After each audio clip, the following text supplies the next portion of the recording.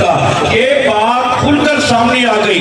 یقین ساز زندگی بھی ہے, یقین راز بندگی بھی ہے, یقین ایمان بھی ہے, یقین وجدان بھی ہے, یقین ایقان بھی ہے, یقین عرفان بھی ہے, یقین حقیقت ایمانی بھی ہے, یقین معرفت ربانی بھی ہے. اس لیے کہ یقین ہی انسان کو نادانی سے شعور تک, بے ذوقی سے سرور تک, ظلمت سے نور تک, غیب سے حضور تک لے کے جاتا ہے. یقین ہی انسان کو کار سے حال تک, فراق سے وصال تک, حجاب سے جمال تک, جمال سے ذات تک, ذات سے صفات تک پہنچا دیتا ہے. اور علامہ اقبال نے اسی مقام کو بیان فرمایا. آج ہماری جو ملت اسلامیہ کا شرادہ بکھر رہا ہے, آج تمام ملت اسلامیہ پر ایک عجیب افراتفری کی کیفیت طاری ہے.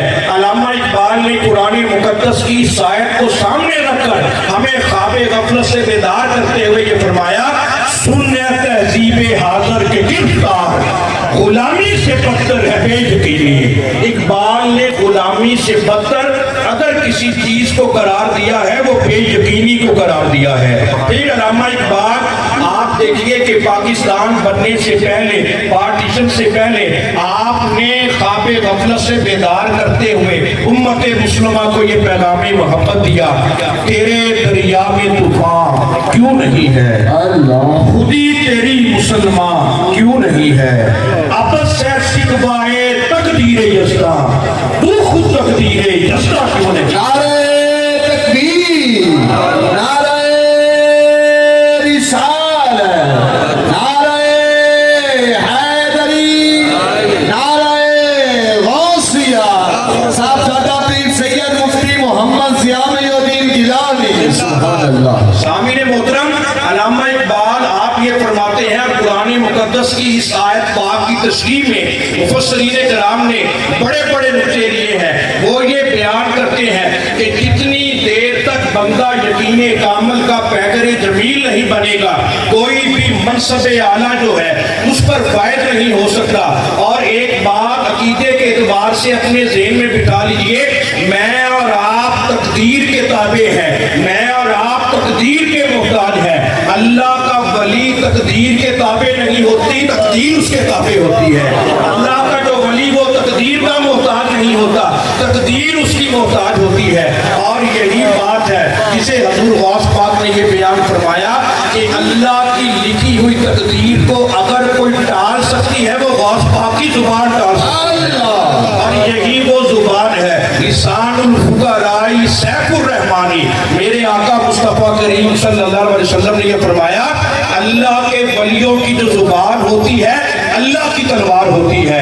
ادھر زبان کھلنے کی دیر ہوتی ہے, اللہ پوری فرما دیتا ہے.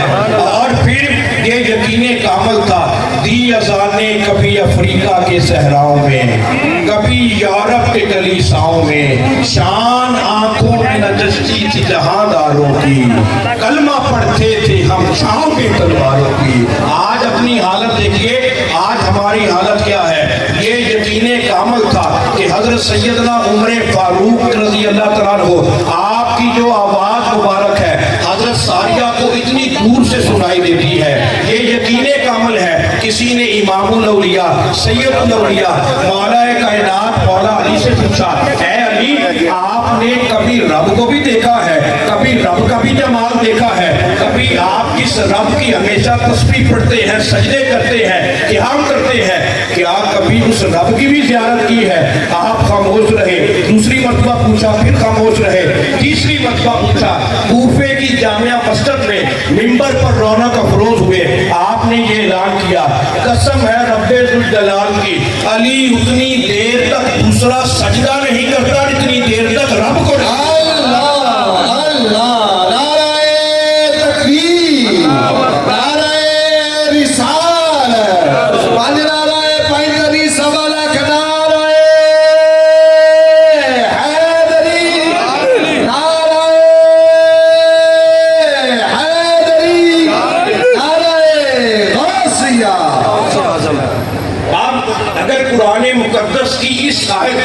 تفسیر آپ نے سمجھنی ہے, مولا علی کا یہی فرمان کافی ہے کہ علی اتنی دیر تک دوسرا سجدہ نہیں کرتا اتنی دیر تک اپنے رب کی زیارت نہیں کر لیتا۔ جب یقین کامل کا یہ عالم ہو، جب محبت کی خیرات یوں ملتی ہو، اسی لیے مولا علی جب کہیں سفر پہ جاتے پہلا پاؤں پہلی رکعت میں ہوتا، دوسرا پاؤں دوسری رکعت تک لے جاتے مولا علی پورا قرآن ختم کر دیتے۔ اور اس میں حکمت کیا ہے؟ وَلَن يَتَفَرَّقَا حَتَّى يَرِدَ عَلَى الْحَوْضِ، میرے آقا کریم صلی اللہ علیہ وسلم نے یہ فرمایا، اے لوگوں کسی قسم کی غلط فہمی میں نہ رہنا، علی جو ہے وہ قرآن کا گواہ ہے، قرآن علی کا گواہ ہے، حسنین کریمین قرآن پر شاہد ہے، قرآن ان کی عظمت و طہارت پر شاہد ہے، اس لیے کہ دونوں ہی مدینے میں رہتے تھے، دونوں ہی نبی کے سینے میں رہتے تھے، اس لیے کہ حسنین کریمین کی واحد وہ ہستی ہے جو میرے آقا مصطفیٰ کریم صلی اللہ علیہ وسلم کے سینے میں موجود تھے، اس لیے کہ قرآن بھی طیب و طاہر، حسین بھی طیب و طاہر، قرآن بھی ہدایت در پڑھتا ہے، کوئی مسجد نبوی میں پڑھتا ہے، کوئی حرم کعبہ میں پڑھتا ہے، کوئی کسی مقام پر پڑھتا ہے، اگر قرآن حسین جو ہے تلاوت کرے گا اس کا سر کل سے جدا ہوگا، نیزے کی نوک پر سوار ہوگا، پھر حسین قرآن۔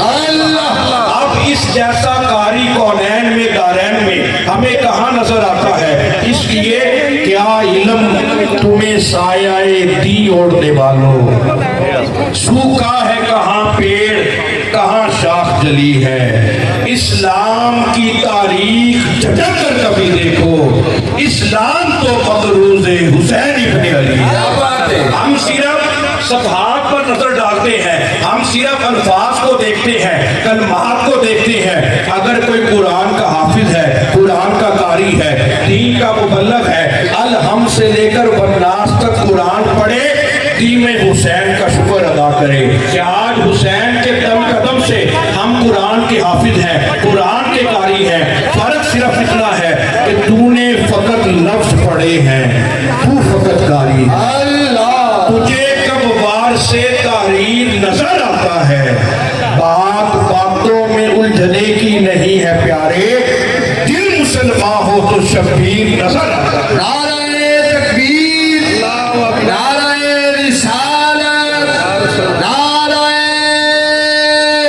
حیدری، نعرہ غوثیہ، آستانیہ غوثیہ قادریہ مصطفیہ، سبحان اللہ۔ اس لیے اہل بیت کو سمجھنے کے لیے یہ نعت کے قرآن ہستیاں ہیں، ان کو سمجھنے کے لیے، ان کو پہچاننے کے لیے، ان کی معرفت کے لیے صرف زبان سے کلمہ پڑھ لینا کافی نہیں، اس کا اظہار کافی نہیں، اپنے دل کو بھی مسلمان کرو، اپنی روح کو بھی مسلمان کرو، اپنے فکر کو بھی مسلمان کرو، اپنے احساس کو بھی مسلمان کرو، اپنے شعور کو بھی مسلمان کرو۔